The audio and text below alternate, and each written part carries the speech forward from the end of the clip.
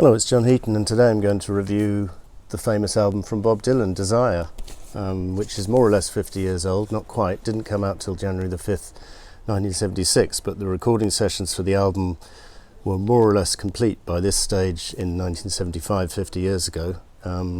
Just one song, Hurricane, recorded in October, but most of the album laid down already in July, late July. It's a long album, 56 minutes 13 seconds, so getting on for double album length, but it doesn't outstay its welcome for me. Some glorious songs on here, and yet again Dylan reinvents his sound. After Blood on the Tracks you might have expected something similar from Bob, but no, he comes back with a completely different sound, and it wasn't the first time he reinvented his sound in his career, as we know. You know, people talk about David Bowie as a chameleon. I think Bob Dylan equally so. And Don DeVito is producing. This album was very successful, number 1 in the US, number 3 in the UK, and I've got a few other countries I found out the chart positions for, which might be of interest. Number 3 in Canada, number 1 in Holland, number 1 in Australia, number 1 in Spain, number 4 in Norway, number 3 in Austria, and a disappointing number 29 in Germany. So the original album, unlike the new vinyl, comes with a lyric sheet, which is very welcome, and what wasn't often the case in Dylan albums. You know, Blood on the Tracks didn't come with a lyric sheet, Slow Train Coming didn't come with a lyric sheet, Saved didn't come with a lyric sheet. In fact, most of them didn't. This album and Street Legal did. Street Legal's the one after this. So the new vinyl, by the way, they've done something with the colour. They've made it a lot darker, and I think it's a bit garish here, actually. I know my original is a bit faded, but it looks a bit unnatural, the new vinyl, in my opinion. Anyway, so it's a longish album. By the way, I just want to recommend this book. I think I've recommended it before. Clinton Halen goes through every album, and if you want to know the details of the sessions, there's a chapter on each album in this book, and he lists the musicians, the location, who played on what, and the dates. Very useful book. Clinton Halen, probably the foremost Dylan expert on the planet, although not afraid to come up with, to express his opinions. If he doesn't like a certain song or a certain take, he lets you know about it, should we say, but none the worse for that. That's good. So the songs, well, it opens with Hurricane, which is 11 verses of plus the choruses, about a boxer called Rubin Carter who was wrongfully imprisoned for murder and later acquitted, and Dylan takes up his cause and plays probably the most popular song on the album, or most well-known song on the album. Quite long, but there's a great version of this on YouTube which you can search for, with Scarlett Rivera on violin, and there's a good version of Oh Sister on YouTube as well, so check that out. I just want to say a word or two about the band. This album started off with quite a cacophonous sound because he had loads of musicians. He had like 3 or 4 guitarists and a couple of drummers, and Dave Mason's entire band apparently, but it wasn't working out, so he got a bit of advice. I think Eric Clapton was one of the ones who featured and told Bob, "I'm leaving, get yourself a smaller band because this is not working," and Rob Stoner, the bass player, said the same thing to Bob. So he took that advice, and he ended up with a very pared down sound of Scarlett Rivera on violin, Bob on guitar and harmonica, Emmylou Harris helping Bob with the vocals and doing it very effectively. Apparently she had to study his mouth to get used to his phrasing, and she does a masterful job harmonising with Bob. Rob Stoner, superb bass player throughout this album, and Howard Wyeth, a revelation on the drums. I think he was recommended to Bob by Rob Stoner, and Bob was very pleased with the results. And Howard Wyeth, I think he was trained as an orchestral drummer, I was reading, but remarkable sort of subtle detail in his drumming, and he plays the song as opposed to just plays the effing drums, as how Rob Stoner puts it. For example, the pistol shots which rang out in Hurricane, when Dylan's singing pistol shots, Howard is hitting the cymbal, so that kind of, and then Ride a Horse Along the Trail, he's sort of imitating a horse galloping.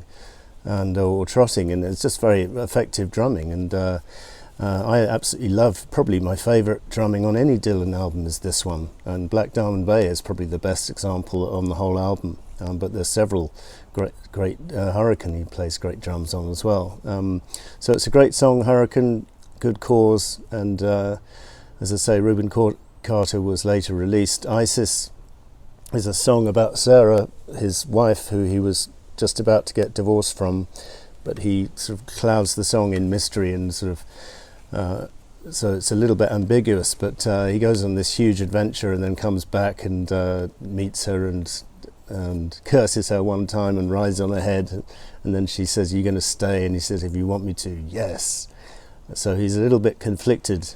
What drives me to you is what drives me insane, which is a good example of the conflicting emotions. So it's a great song with Bob on piano, pounding piano on this. It was originally attempted on guitar, but it's hard to imagine without that piano. Bob was not, of course, unknown to play the piano. He played it on New Morning, John Wesley Harding in particular. And then later on in his career, his latter day career on stage, he more or less always plays the piano versus the guitar. I think he just finds it easier.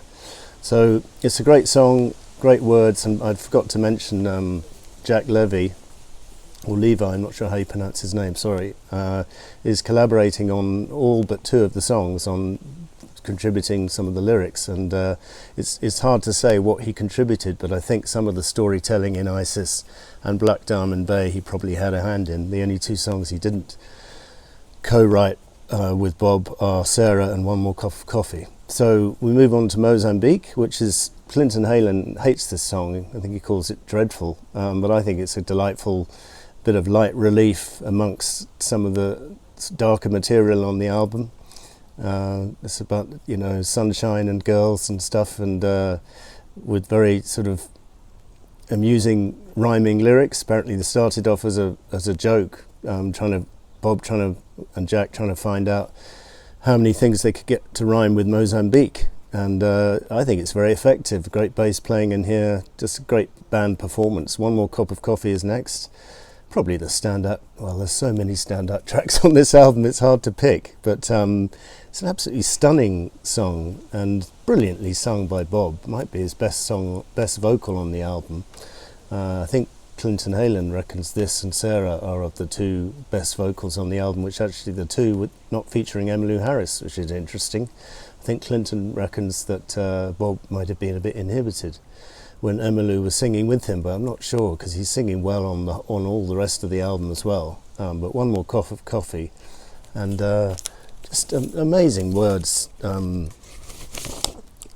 just read you one of the verses. I could pick any of them, but your daddy, he's an outlaw and a wanderer by trade. He'll teach you how to pick and choose and how to throw the blade. He oversees his kingdom, so no stranger does intrude. His voice, it trembles as he calls out for another plate of food. I just think this masterful lyrics, and they're all Bob's because that's a solo composition. Then we move into Oh Sister, which is not really a straight love song. It's more of might be a song about, when he refers to Our Father, he could be talking about God. So it was he's a few years away from his religious material in the late 70s, early 80s, but it's a very spiritual number, very heartfelt singing, and just superb complimentary violin from Scarlett, as always, and superb singing from Emmylou. The three of them together are just dynamite. It's stripped down sound, and rightly so. And then we turn over to side two and we get Joey. Now it's a bit of a controversial song because Joey was basically an outlaw. It's debatable whether he was one of the worst types of outlaws or whether he had some good in him, but he's portrayed in this song almost as a hero, because he did turn from villain into victim, because he got out of jail and was eating a meal with his family in a clam bar in New York and got blown away. I think it was in 1971 or 2, and so a sad end. And actually that Joey death is in the one-to-one Lennon film. If you look out for it, they're interviewing someone outside the restaurant and saying, what do you think of this? So I think it's a marvellous song, and I remember my friend Sean, who's no longer with us, it was his big favourite of his, and lovely singing from Emmylou, grand chorus, lovely little accordion in the first verse to complement the words, and just brilliant singing and just great storytelling, and I love the song to bits. It's not everyone's favourite. Romance and Durango is the sole survivor from the cacophonous sessions featuring 25 musicians, but this one, it's got like some guy, Mike Lawrence, playing the trumpet, and Eric Clapton's on guitar. It doesn't sound cacophonous, this particular song, and it's probably not my favourite on the album, but it's very decent, and great words again. Probably Jack Levy had something to do with that, although obviously Bob would not normally need any help with the lyrics, but on here he just comes. I think the combination of Bob and Jack together is they come up with some superb story songs, and Romance in Durango is a good example, but probably the best example is Black Diamond Bay, which is just brilliant drumming from Howard Wyeth and bass from Rob, and just a brilliant song. And then he goes through all these verses about what's happening on the island with the volcano, and people doing business with each other and flirting with each other, and then he ends up just watching Cronkite on the 7 o'clock news, and so maybe he was just watching TV the whole time. Didn't seem like much was happening, so I turned it off and went to grab another beer.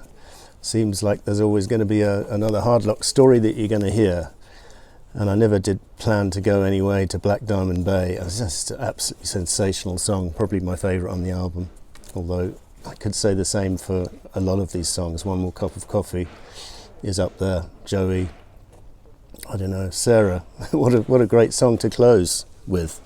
And I just want to read you a little passage from this book, Wilfred Mellor's. This is a superb book. Pick it up if you can find a copy of it. More oddly ambiguous is the song of personal redemption with which the cycle closes. This is ostensibly a straight love song, Sarah addressed to Dylan's wife. The mawkishness of the refrain might stick in the throat were it not qualified by the particularity of the verses describing his children playing on the beach. The except for some kelp phrase in the final stanza is masterly. The hyperbole of the refrains contrasted with the particularity of the verses reflects on Sarah's dual identity. In the song, she is both flesh and blood wife and mother, and also Dylan's mythological moon goddess in a calico dress. She is also equated with Diana, a moon goddess with arrow and bow, who is also a virgin huntress. Dylan recounts how he wrote Sad-Eyed Lady for her in the indubitable reality of New York's Chelsea Hotel. Musically, there is a comparably uneasy balance between the hypnotic bleat of the refrain and the severe modality of the verses. The effect of both words and music is discomforting. Perhaps it is only with hindsight that one feels that Dylan may be trying too hard to assert the truth of his marriage. It had meant enough to make the song haunting in the hearing, lingeringly memorable in retrospect, and although the myth and the reality do not match to a degree, this must be true of any marriage. I think that's pretty perceptive writing. And I love the words of the song, and apparently when he recorded it, he only needed 5 takes to perfect it apparently, but no overdubs or anything, and Sarah was actually in the studio and he sitting across from him while he recorded the song, so Lord knows what she thought of all that. So a couple of other songs recorded in the sessions. I just want to mention Rita May, the B-side of a single at the time from the Hard Rain tour, but Rita May is a studio performance. That's not been released on CD anywhere from what I can see. Worth checking out though. Catfish is on the bootleg sessions 1 to 3, as is Golden Loom. Abandoned Love is on the Biograph compilation. Abandoned Love is a particularly good song in my opinion, although Clinton Halen hates the actual version which was released he thinks there's better versions out there. There may well be.